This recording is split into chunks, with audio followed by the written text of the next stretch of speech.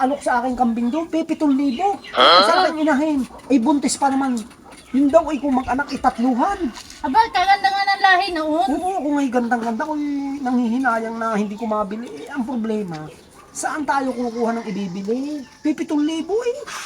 Eh di humirang ka muna sa kumpare mo. Di kayo regular sa factory. Ay, oo nga, ano. Oo, humirang Ay, ka muna pare. doon. Titingnan ko, baka nandiyan na. Ay, ako nanghihinayang, baka mabili pa ng iba. Ay, Sige. Init. pare, Oh, salamat. pare. Natikinatag po ako. Ano ba kararating mo galaan? Karating ko lang galing trabaho. Ay, ako may lakad sa iyo. Ay siya, di na mo tayo para sa loob at tayo magkakape. Hindi na pare, hindi na. Ano ba yung lakad mong yun? Ay, alam ko naman may ipon. Oh. Ako yung pahiramin mo, kahit 7,000. At Ay. may nagbebenta sa akin ng kambing, ay Oh. buntis. Ay talagang gusto ko. Kung talagang kusunatan kong kambing na yun. Ay siya, pagka ako pare meron, eh hindi ka magdadalwa sabi. Magkano ba yung kailangan? Pito lang pare. Ito. Oo, at baka yung mabili pa ng iba. Ay, tama-tama, bago akong sahod. Oh. Salamat pare, ari hindi ko maibalik agad. Ay, walang problema sa akin yun. Yung gamitin muna. Isa, salamat.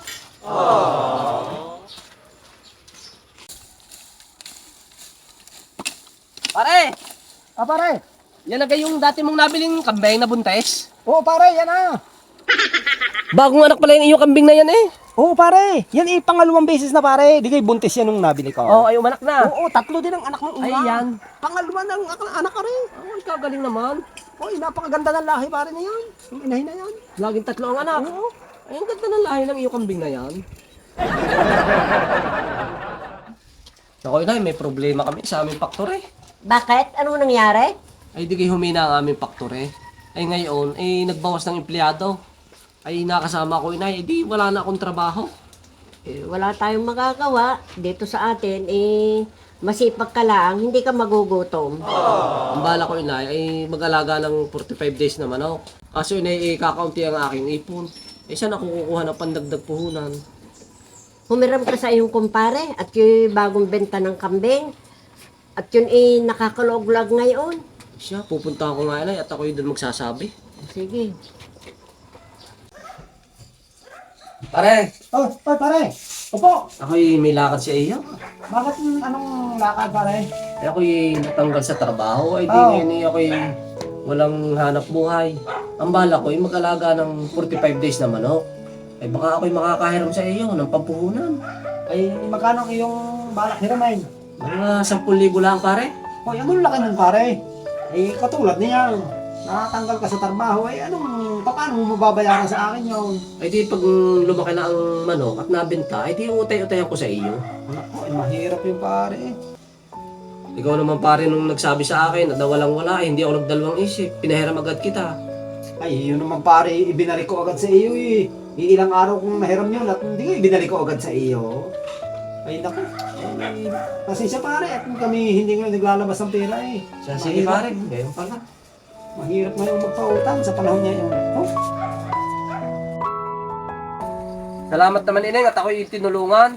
Kahit ako'y natanggal sa trabaho, ay di kita'y nakita kahit papaano. Nagkataon namang mahal pa ang kaeng, ay di salamat naman at masipag nga lang tayo, ay hindi magugutom dito sa atin. Ito kayo, Ineng, kumpleto na. Oo, kuya, ito na lang ang ating sisipitanan eh. Sino Ineng yun? Miss Kaislaw yun, kuya. Ah, si paring Islaw. Oo. Ay, anong ginagawa doon? Bakit naguhukay? Hindi kaya mga kambing nun ay nagkasakit. Ay dinaanan ng epidemya. Ay di ayun, ngayon, nagbabaon. Naku, ay kawaawa naman. pare, Hoy, pare. maigi pa naman dito at marami na uli kayong yari kain. Oo, pare. At pagdaan ng mamimili, pera na uling malinaw. Talagang mabait nga pare si Lord eh. Kami nagpapasalamat at kahit ako'y nawalan ng trabaho, kahit nandito kami sa bahay, may pagkakataon kaming kumita. Talagang ako'y naniniwala dun sa kasabihang God will provide sa mga taong patas kung lumaban sa buhay. Pare, Oh, bakit pare? baka naman ako'y makakalambing uli sa iyo. Baka naman makakahiram uli kahit 5,000 mapag-umpisahan lang.